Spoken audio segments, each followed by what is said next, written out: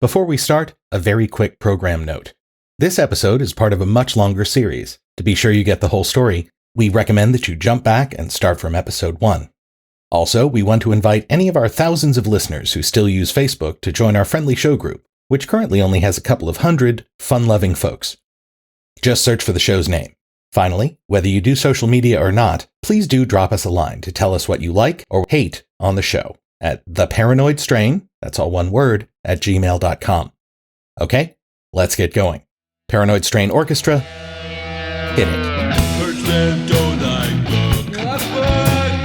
Birchman give movie on the Birchman hate color man. Birchman really hate things. Birchman like stuff.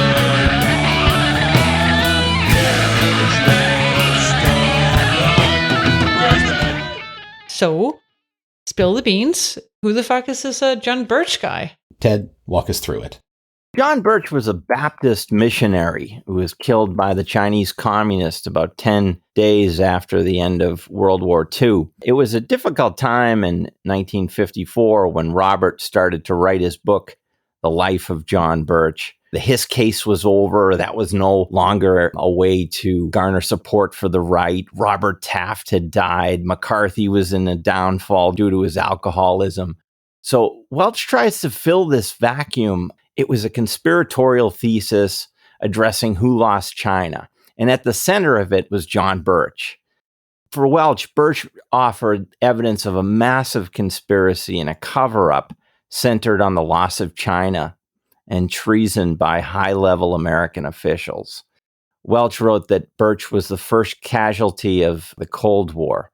He ships out to China to evangelize. He wants to win souls to Christ.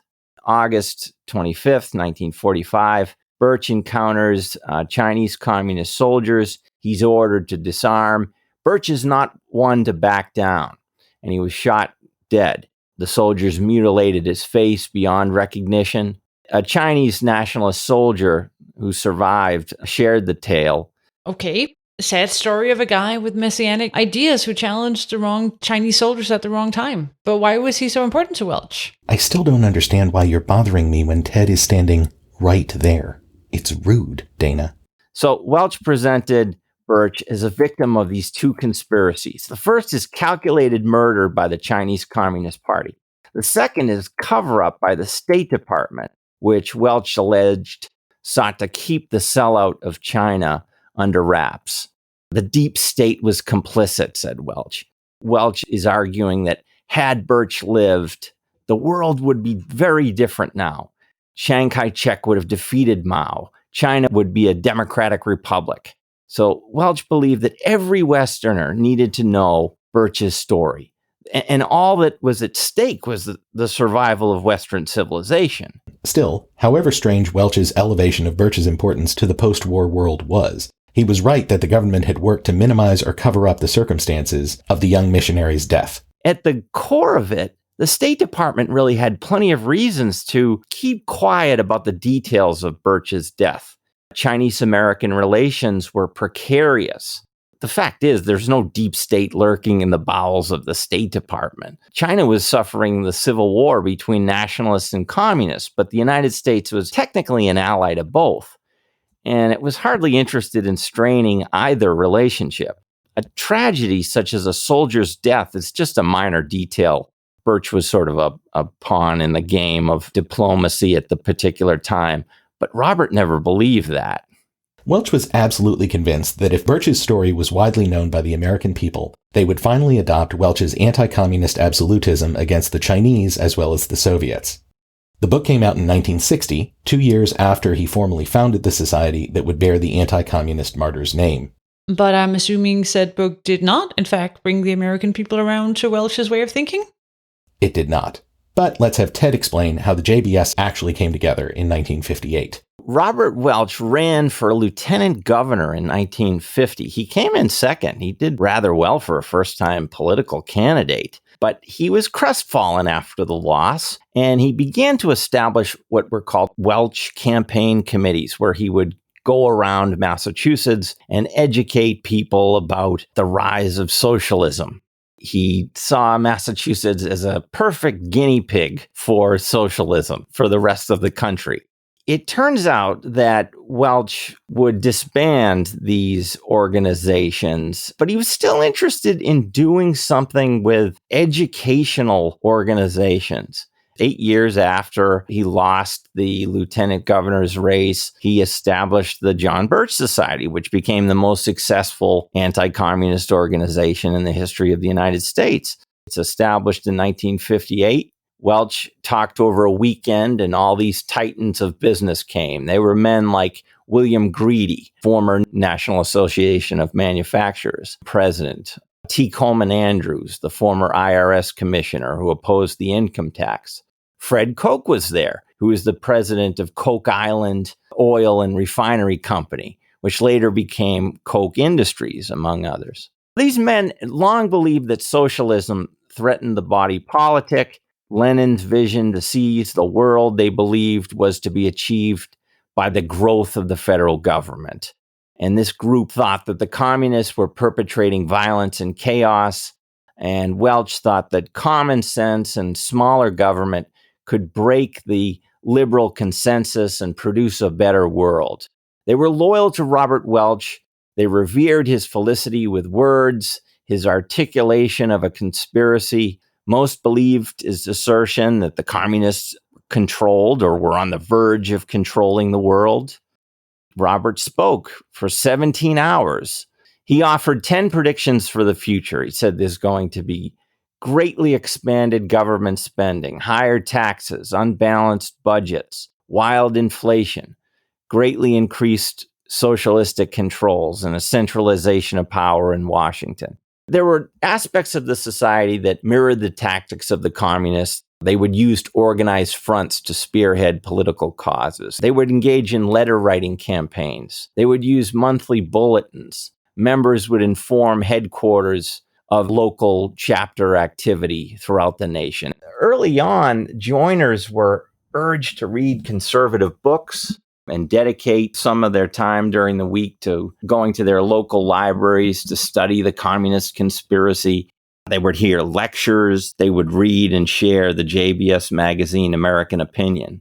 So what made it both a unique and uniquely effective vessel for the furtherance of Welch's goals? The idea was to create a group that wasn't secret, like the Masons, the Rosicrucians, or the other groups we covered exhaustively last year. The JBS would not be secret, but rather anonymous. Though Miller notes this distinction eluded many critics. Another innovation was the idea of leveraging the tactics used by communists themselves to further the cause of limited government and anti-communism. For example, the JBS would create groups arranged around specific causes without foregrounding the involvement of the JBS itself. This is how, though at their peak in 1965 they boasted a maximum of 30,000 members, they were able to have such an outsized impact on everything from the 1964 Republican primary, where JBS activists helped ensure the nomination went to conservative Darling Goldwater, as covered in our Political Conspiracies shows, to later efforts against abortion, the Equal Rights Amendment, and other causes. You know, he would say that the John Birch Society is doing this when he's trying to get more support for the John Birch Society, but people pushing for lower tax relief in California, they don't know that they're engaged in some kind of a Birch front. This was a particularly smart way to enhance your influence, especially when your group would eventually become synonymous with right-wing fringe lunacy. Yeah, we should probably deal with the whole lunacy thing.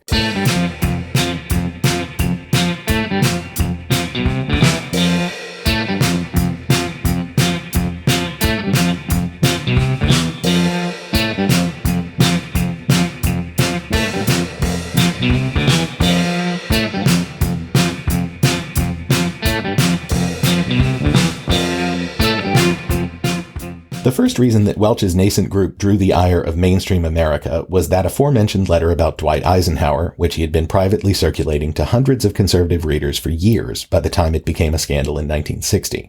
So what was so weird about this Eisenhower letter anyway?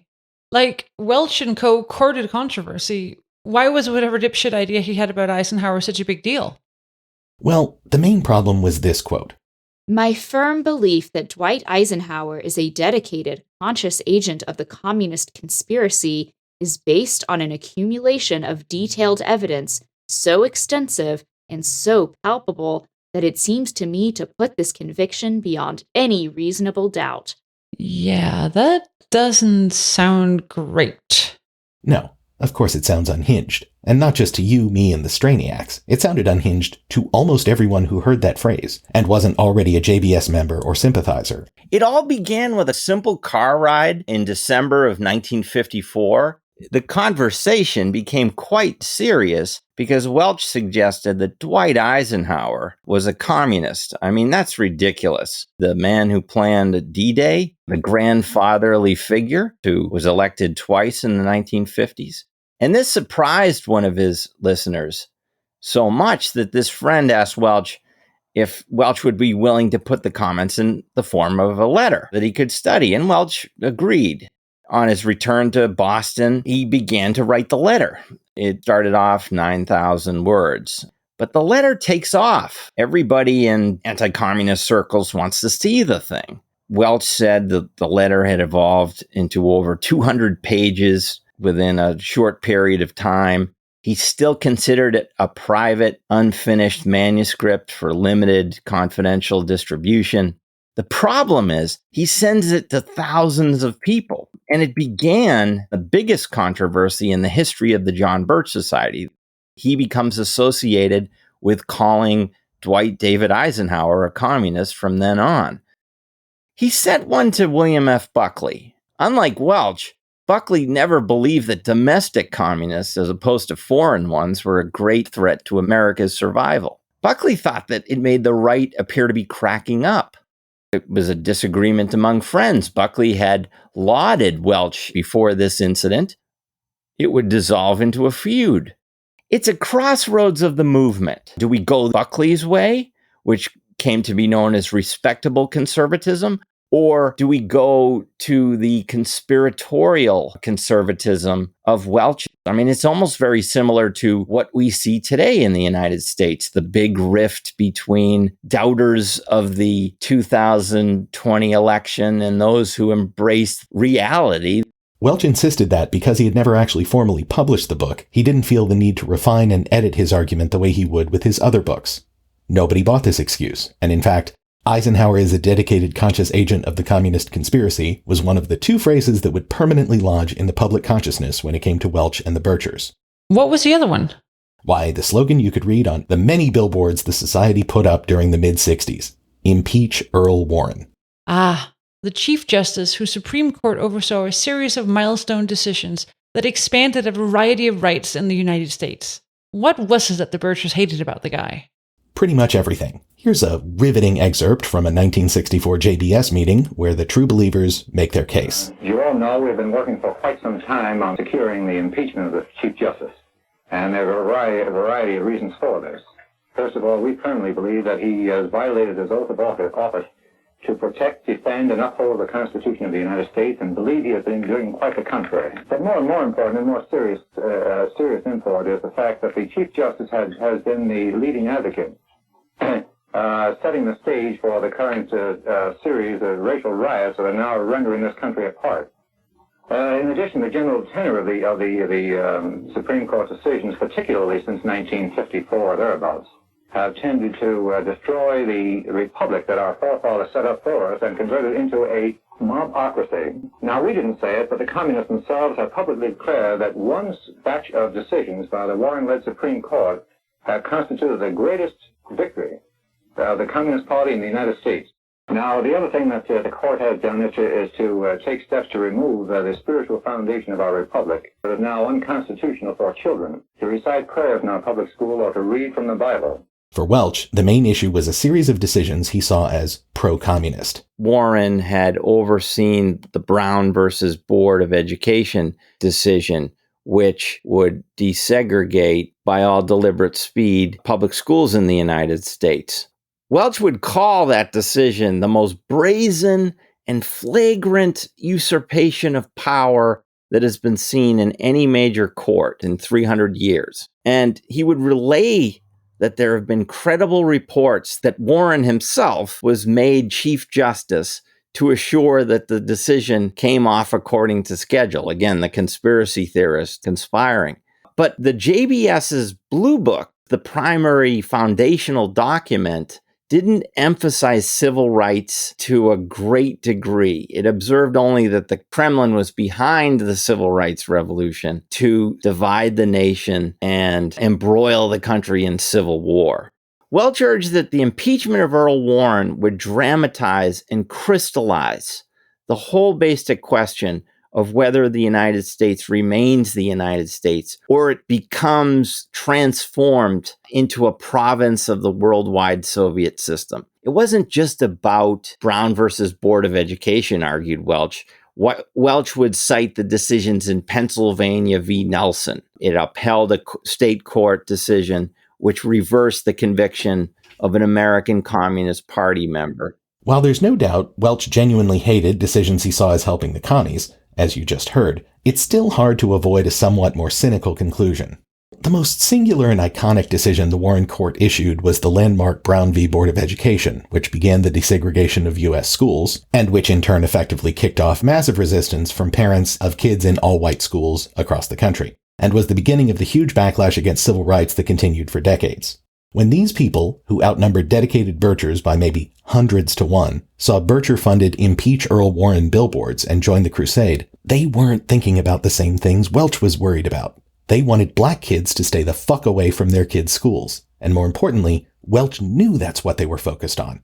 In our conversation, Ted noted that to some extent, the impeachment movement, which was doomed to be completely ineffectual, as Welch knew, was designed to give JBS supporters a goal to aim at, regardless of how unattainable it was. Welch said that the drive to impeach Warren was an effort to give members something, however futile, to accomplish. And it was a response to a whole host of things that, according to Welch, Warren had done to protect communists in government. As the book details, the just doing something aspect of being part of the society was a really important part of the appeal, especially to women coming to grips with the same modern domestic boredom that Betty Friedan identified in the feminist classic The Feminine Mystique. Just as millions of women poured their efforts into rectifying the gender inequalities of mid-century American life, those of a more conservative frame of mind joined the John Birch Society and poured their seemingly endless energies into, from their perspective, saving the free world. Miller quotes one woman who said, I just don't have time for anything. I'm fighting communism 3 nights a week. Betty Friedan said that there was a problem that has no name. Many housewives were lonely. Many people were going to their doctors and they were being subscribed mommy's little helpers. There was a significant amount of stress. This is the middle of the Cold War. As Michelle Nickerson has demonstrated, the conservative movement, especially for women, gave them an outlet. And so for women who are becoming part of the John Birch Society and fighting communism every night, attending the films in their neighbors' living rooms, reading Robert Welch's books. This serves as the other side of the 60s. It's a different form of the feminist movement. It would be Phyllis Schlafly who would pursue this activity in later years in her anti-ERA crusade, which Robert Welch was also involved in. When they joined Welch's group, members received a ready-made answer to their generalized anxieties about the modern world, the direction of their country, and their place in it.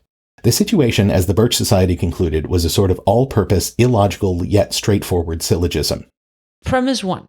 The U.S. at the beginning of the Cold War was the unchallenged, unchallengeable, most powerful, most envied power in the world. We could do anything that we as a nation wanted, thanks to our unlimited influence over the other nations of the earth.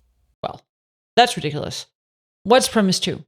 Premise 2 is, for want of another word, reality. The U.S., though it indeed assumed an unprecedented level of power and influence in the post-war period, was not actually able to do whatever it wanted on the world stage. From getting outmaneuvered by Stalin over the post-war status of Eastern Europe, to our blundering involvements in both wars like Korea and Vietnam, and our ham-fisted and often horrifying attempts at regime change throughout the Third World, the U.S. proved no more all-powerful than the British, the Romans, or any other imperial and influential nation had been at any point throughout history. Conclusion. For the Birchers, this reality was unacceptable. the US was destined to remake the world in its image. So the only conclusion was, America's blunders and losses could only be explained as treason by those acting inside the country itself. Robert Welch shared a post-war belief in seemingly unlimited American capability. He went further than many liberal leaders and concluded that countries wanted to be like us, and if they didn't, it was our fault. For policymakers who realized that America was already maybe doing too much around the globe, from assassinations in Iran, South Vietnam, and Guatemala to covert wars, Welch's vision was downright dangerous. But like Welch, many Americans could reject the claim that the United States was doing its best, and they became some of his strongest followers. He didn't believe that there were errors in policymaking. There's no such thing as human fallibility. He liked detective stories. Everything had to fit that pattern in his head. He needed to see everything kind of connecting. Like take the Bay of Pigs fiasco. He couldn't see that as the mistake of a president who never served in an executive position and took the advice from his aides. He saw it as part of a communist conspiracy, and that's how it was. Stalemate in Korea, Berlin Wall goes up, Cuba goes commie. It has to be the result of an enemy within, traitors in the US government. After all, quoting the book, he believed that countries wanted to be like us, follow our example, and if they didn't, it was our fault. Malloy's book points out the centrality of a conspiratorial perspective to the Bircher worldview. Events big and small, from the Cold War and the rise of the Civil Rights Movement to the smear campaign against the society itself, were seen more clearly through a conspiratorial lens, Birchers believed. Conspiracies explained the admonishment of General Walker, the assassination of John F. Kennedy, the Watts riots, and the inability of the United States to secure victory in the jungles of Vietnam. They made comprehensible, otherwise inexplicable reversals of fortune, such as the Bay of Pigs debacle or Barry Goldwater's disastrous election campaign of 1964. They accounted for and connected together such seemingly unrelated events as efforts to fluoridate the water supply, gun control legislation, and President Johnson's war on poverty, all examples of dangerous and malignant collectivism in Bircher's eyes. He also quotes a Bircher novelist named Elizabeth Lynington, who nicely brings the threads of women's role in post-war society as well as the combined sense of purpose and paranoia that participating in the Welch worldview could engender into one passage. All these unaware people walking the streets, shopping, planning bridge club meetings, talking about where to go on vacation next summer, Lynington writes. You want to scream at them because you know it's happening. The enemy is here and now. We're far, far down the road to enslavement. Listen to me. Stop and listen. None of these little things could matter less, because if you don't listen and find out and do something about it, by next year or the year after that, you and your bridge club will be sharing quarters in a concentration camp. Now, I imagine that this whole worldview sounds pretty familiar. What? You mean a group of people who are convinced that all that is good and holy in the US is being stymied and ruined by a group of influential traitors in government and society? A sort of deeply embedded state that is seeking to ruin the nation's status as a beacon of freedom and democracy? A group that gets together and puzzles over the clues left behind by these traitors and does everything they can to alert their fellow countrymen to this problem through political action? No, that doesn't sound like QAnon at all. Why do you ask? Exactly, and as the society's influence grew, particularly in certain ultra-conservative US enclaves, it began to make headlines in the mainstream press. These were not positive headlines. Which brings us back around to the setting of one of our classic episodes, the city of Dallas in late 1963, where President Kennedy would soon meet an assassin's bullet. There was no love lost between President Kennedy and the Birchers on either side. Malloy quotes an interview Kennedy gave on the subject. He said, "Well, I don't think their judgments are based on accurate information of the kinds of challenges that we face. I think we face an extremely serious and intensified struggle with the communists. But I am not sure that the John Birch Society is wrestling with the real problems which are created by the communist advance around the world. Birchers and others," the president continued, "should spend their time addressing the internal subversion that was going on in places like Vietnam and Laos, rather than concerning themselves with the loyalty of President Eisenhower, President Truman, Mrs. Roosevelt, myself, or someone else." This gives some important context. It's not like Kennedy and the other high government officials whom the Birchers decried were all a bunch of chill hippies who wanted to just get along with the menacing USSR. Like, coexist, bro. They were also obsessed with communism. They just wanted to focus on the places outside the US where the communists actually, were. Getting back to Kennedy's fateful trip to the heart of Birch Country, though, it so happens there's an absolutely excellent book that covers the influence of JBS-style thinking on the citizens of Dallas at the time, the provocatively titled Nut Country by one, let me see here, Edward H. Miller. You mean the same guy you've been interviewing all this time? Yes. Shamefully, dear listeners, I must admit that I had read and annotated the entirety of his Dallas book, then read the Welch bio, and then conducted the interview you're hearing throughout this section without ever realizing that the same man had written both books. I am what we call a doofus. Anyway, even though we've mentioned how crazy Dallas was during this period, Miller's book paints a far more detailed and shocking portrait of the conspiracy-riddled thinking that prevailed among many of its citizens. By the early 1960s, Dallas was a major power center for the JBS. The book's title comes from the story of an infamous Welcome Mr. Kennedy to Dallas newspaper ad posted on the day of the young president's fateful arrival by 3 members of JBS. The ad was anything but welcoming, attributing the city's success to conservative economic and business practices and accusing Jack of communist sympathies. Miller quotes Kennedy that morning preparing for the day with his wife in their hotel room. "How can people say such things?" Kennedy asked his wife, who was donning a new pink Chanel dress. "We're heading into nut country today," he muttered. The book is equal parts trenchant analysis and character studies of some of the goon squad comprising the ultra-right wing of Dallas at the time.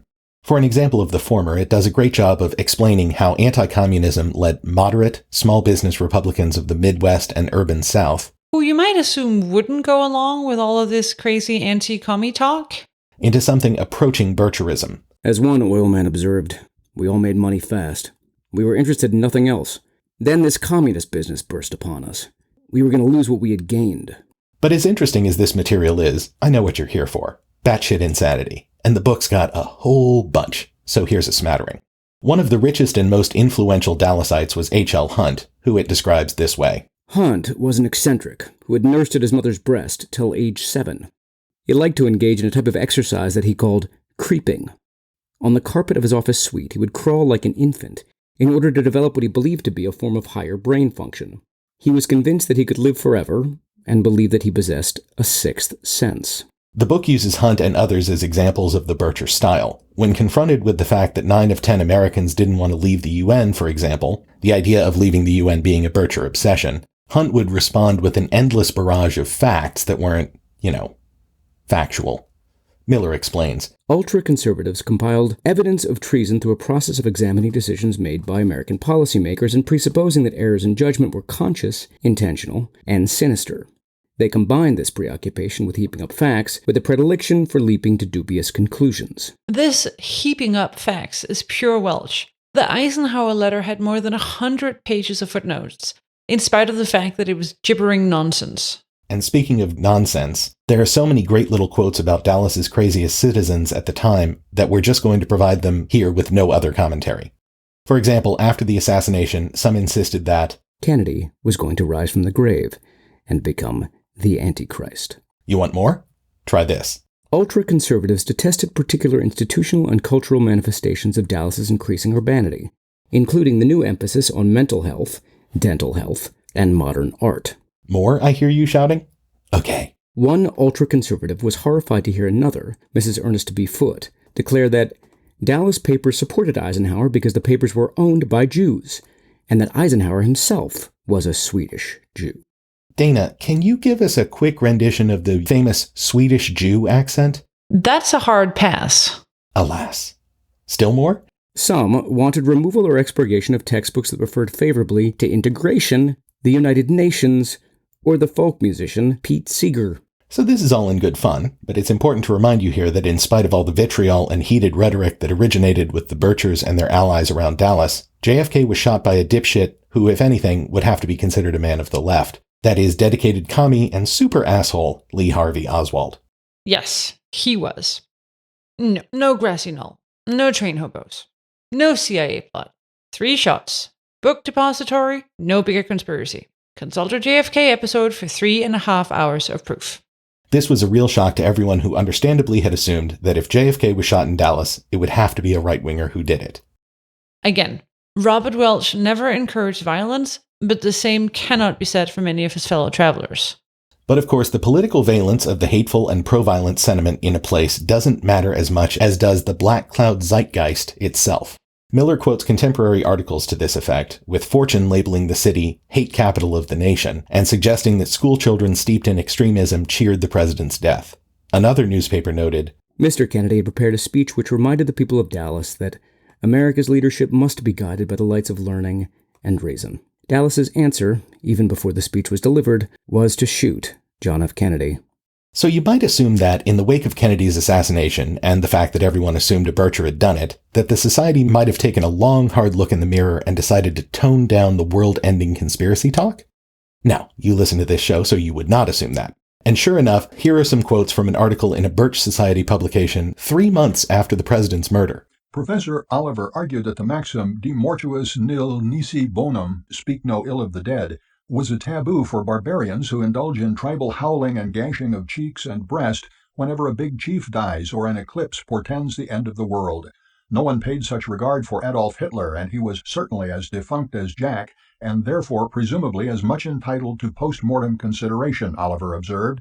Rational men will understand that far from sobbing over the deceased, or lying to placate his vengeful ghost, it behooves us to speak of him with complete candor and historical objectivity. Jack was not sanctified by a bullet, he continued, before laying bare just what kind of historical assessment he believed such candor and objectivity should produce in great detail. As you can imagine, the article only got more insulting from there. And of course, all of this was accompanied by some of that good old racist religion. One of my best friends growing up had a mom who, though she was welcoming to all of his friends regardless of race, firmly believed the same thing that Dallas ultra-conservatives of the 60s maintained. Specifically, that black people were the descendants of Ham, the son of Noah, who was cursed for seeing his father's nakedness after Noah got drunk in a post-flood celebration and passed out. This curse, it is said, darkened African skin to indicate their cursed status, which also required them to be servants of the other races. Seriously, where the fuck did you grow up, Jesuit? The Deep South, where time doesn't move forward at the same speed, unfortunately, Unicorn. To quote the book again, The biblical literalism of the ultra-conservatives went hand in hand with conspiracy, since in their minds, the greatest conspiracy of all was Satan's ongoing battle against Christianity. And one of the most important promoters of the eschatological version of the battle between the free world and communism was Dallas radio host and biblical literalist Dan Smoot, who per Miller saw the Cold War as merely an expression in the material world of the great spiritual struggle between, quote, the Christian forces of freedom and the atheistic forces of slavery. Eventually, Smoot's view of the conspiracy, that it was bigger and farther reaching than simply the struggle against communism, ended up heavily influencing Welch's evolving views. Dan Smoot worked for H.L. Hunt. He had his own show, The Dan Smoot Report, and Smoot argued that the real purpose of Cold War politics was to contain rather than defeat communism, and that the Council on Foreign Relations, Smoot argued that CFR members wanted a one-world socialist system and sought the same aim as that of international communism. The CFR, Smoot concluded, was Washington's invisible government. Smoot would expound on this theory in his 1962 book, The Invisible Government. The book took a deep dive into the secret history of the Council on Foreign Relations. According to Smoot, the United States couldn't become a province in a one-world socialist system unless the American economy was first socialized, which it was through 2 wars. And through this socialization, which was well underway, a secret cabal of planners within the government intended to merge the political, social, economic, even cultural systems of the Soviet Union and the United States. I mean, it's all ridiculous, but there it is. These wild claims are going to influence and revolutionize anti-communist conspiracy theory. They no longer present the merger as a communist plot. Rather, Smoot said, a nefarious band of globalists and internationalists were striking at the very heart of American sovereignty through the CFR. Smoot's contribution was an important development in American conspiracy theory, not only in the 20th century, but as it turned out in the 21st. the invisible government was the first anti-communist conspiracy theory that targeted politically connected globalists without actually calling them communists. Americans were no longer completely buying into the idea of a monolithic communist conspiracy, though they were seeing conspiracies play out in their daily lives. So Smoot reinvigorates conspiracy for an age when conspiracies seem to be everywhere. And Welch is deeply influenced by Smoot. In 1963, he rewrites the Eisenhower letter, and he removes references to Eisenhower being a communist. And he calls Eisenhower a globalist and a member of the Eastern establishment. In many ways, you see the same thing going on with QAnon. We have today the folks who are running as QAnon candidates losing elections. They're not winning their primaries, but the Republican Party is taking a version of the QAnon conspiracy theory and they're lightening it up. They're using words like grooming. And they're using words like deep state, much like Dan Smoot did. That is a much more effective way of getting folks who are associated with the ideas of QAnon. As the 70s dawned, the number of hardcore card-carrying Birchers steadily declined. More and more Americans saw them as dangerous fringe actors. Welch took a new approach. Impeach Warren was a thing of the past. Because Warren retired in '69. It had nothing to do with the JBS campaign. True, but Welch still thought he saw in that effort the seed of the JBS's future. After the Goldwater campaign, the John Birch Society was in trouble. The John Birch Society had become a joke, and it was impossible to get people to join the society. So he changed tactics, much in the way that Richard Nixon changed tactics. He embraced single-issue campaigns through ad hoc committees. He would oppose abortion on demand as an issue. He was an anti-ERA proponent. These ad hoc committees were able to capture a large swath of folks who were turned off by the John Birch Society, but wanted to participate in the single-issue campaigns which built the Reagan Revolution. So the closing decades of Welch's life were a joyful crusade to defeat everything from expansions of civil rights, to expansions of abortion rights, to expansions of women's rights. For a guy who loved freedom, he wasn't real big on rights, was he? It is a bit of a conundrum, yes. And of course he made it to the 1980s, when conservative poster boy Ronald Reagan became president, to the shock of pretty much the whole liberal establishment.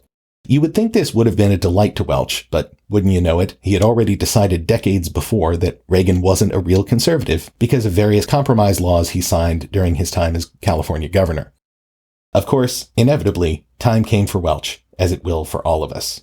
He had a stroke in 1983. He had dedicated all his money to the John Birch Society. His wife had to sell the home because they just didn't have any money. During the later years in the 1970s, despite the popularity of the ad hoc committees, the John Birch Society is being run by a group of second-raters and even third-raters. And so the society begins to decline.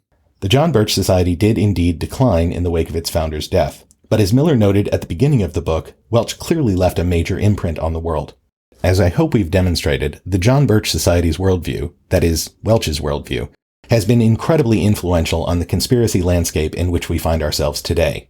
And so, as we finish our time with the man we've come to think of as QAnon's grandpa, we have one more fascinating, Bircher-adjacent, mid-century topic to cover. And that is our precious bodily fluids. Wait, what?